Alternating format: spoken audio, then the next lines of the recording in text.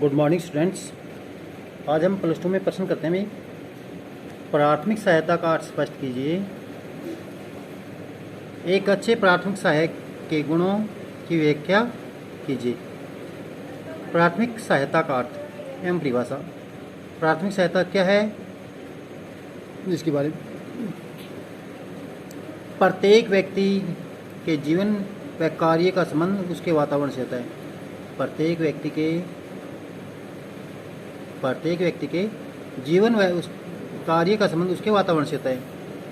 मानव जीवन के अनेक क्षेत्र है, जैसे औद्योगिकरण, यातायात, मशीनीकरण, विज्ञान ने विशेष उन्नति की।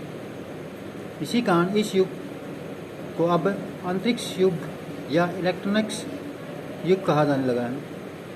लेकिन दूसरी ओर यह विकास ऐसी दशाएं पैदा कर चुका है कि व्यक्ति कभी भी चोट लग सकती है। जो भी व्यक्ति को कहीं भी और कभी भी चोट लग सकती है। इसके अलावा खेलों में भी चोट लगना सामान्य बात है। यद्यपि उद्योगों में अनेक प्रकार के सुरक्षा यंत्र लगाए जाते हैं, लेकिन फिर भी दुर्घटनाएं बढ़ती ही जा रही है। वास्तव में इस प्रकार की दुर्घटनाओं का कोई निश्चित समय नहीं होता। ये किसी भी समय तथा कहीं पर भी घट सकती है। प्राय सड़क पर यातायात बढ़ने के कारण अनेक दुर्घटनाएं हो जाती है। बच्चों के गले में कोई वस्तु फंस सकती है।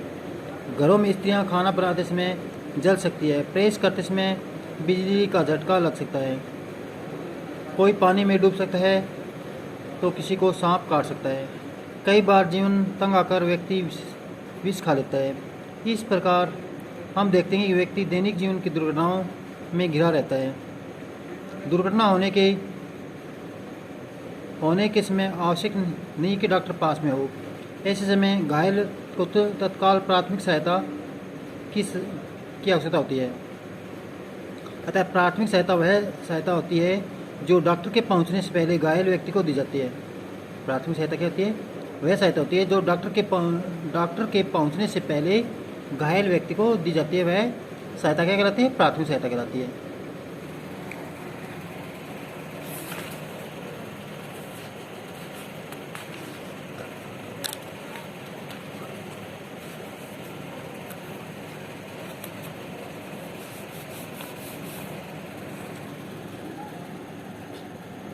उपयुक्त क्षेत्रों के अतिरिक्त खेलकूद का क्षेत्र भी ऐसा क्षेत्र है जहाँ पर चोट सामान्य बात होती है। चोट लगना सामान्य बात होती है। कोई भी खिलाड़ी खेल अभ्यास या प्रशिक्षण या फिर स्पर्धा के दौरान चोट से ग्रस्त हो सकता है। शायद ही ऐसा कोई खिलाड़ी हो जो कभी खेल जीवन के दौरान कभी चोटग्रस्त न हुआ हो। वास्तव में खेलों के दौरान चोट लगना स्वाभाविक होता है। राष्ट्रीय अंतर्राष्ट्रीय स्तर पर खेल प्रतियोगिताओं में तो डॉक्टर की सुविधा उपलब्ध होती है, लेकिन अभ्यास या प्रशिक्षण या सामान्य स्तर की प्रतियोगिताओं में इस प्रकार की सुविधा प्राय उपलब्ध नहीं होती। अतः ऐसे समय में प्राथमिक सहायता की बहुत आवश्यकता होती है। इसलिए शारीरिक शिक्षा के प्राध्यापक को प्राथमिक सहायता का ज्ञान नितांत आवश्यक है, भी बहुत जरूरी है, ताकि खिलाड़ी को खेल के मैदान पर ही तुरंत प्राथमिक सहायता प्रदान की जा सके और जटिलताओं से बचा जा सके। प्राथमिक सहायक के गुण भी। एक प्राथमिक सहायक में कौन कौन से गुण होने चाहिए? पहला, उसमें सहानुभूतिपूर्ण व्यवहार। भी किसी के साथ सहानुभूतिपूर्ण व्यवहार करना चाहिए। जब किसी व्यक्ति के साथ कोई दुर्घटना हो जाती है तो प्राय उसके मन में डर बैठ जाता है। ऐसे समय में घायल व्यक्ति को सहानुभूतिपूर्ण व्यवहार की प्रबल आवश्यकता होती है। अतः एक प्राथमिक सहायक या चिकित्सक सहानुभूतिपूर्ण व्यवहार करने वाला होना चाहिए। अगला है शांत एवं धैर्यवान। एक प्राथमिक सहायक को शांत व धैर्यवान होना चाहिए, क्योंकि प्राथमिक सहायता देने के कार्य में शांति व धैर्य की आवश्यकता होती है। इस कार्य में हड़बड़ाहट व जल्दबाजी नहीं करनी चाहिए। आत्मविश्वास। एक प्राथमिक चिकित्सक में आत्मविश्वास होना अत्यंत आवश्यक होता है। यदि इसमें आत्मविश्वास की कमी है तो वह अपना कार्य भली भांति नहीं कर सकता। मधुर स्वभाव, स्वीट ट्रीटमेंट टेम्परामेंट प्राथमिक चिकित्सा का स्वभाव मधुर होना चाहिए। घायल व्यक्ति का दुख कम करने के लिए उसे मधुर व साहस बढ़ाने वाले शब्दों का प्रयोग करना चाहिए। उसे घायल व्यक्ति को शारीरिक मानसिक रूप से आरामदायक दशा में रखना चाहिए।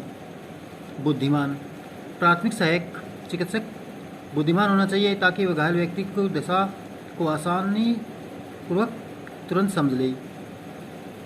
तुरंत वह उपयुक्त निर्णय लेने वाला, प्राथमिक चिकित्सा का कार्य ऐसा होता है कि उसे तुरंत उपयुक्त निर्णय लेना पड़ता है। यदि वह तुरंत उपयुक्त निर्णय न ले सके तो घायल व्यक्ति का जीवन खतरे में पड़ सकता है। अतः एक प्राथमिक चिकित्सक का तुरंत उपयुक्त निर्णय लेने वाला होना चाहिए। सक्षम व चतुर, प्राथमिक चिकित्सक को सक्षम एवं चतुर होना चाहिए। प्राय देखने में आता है कि प्राथमिक सहायता प्रदान करते समय साधन बहुत सीमित होते हैं।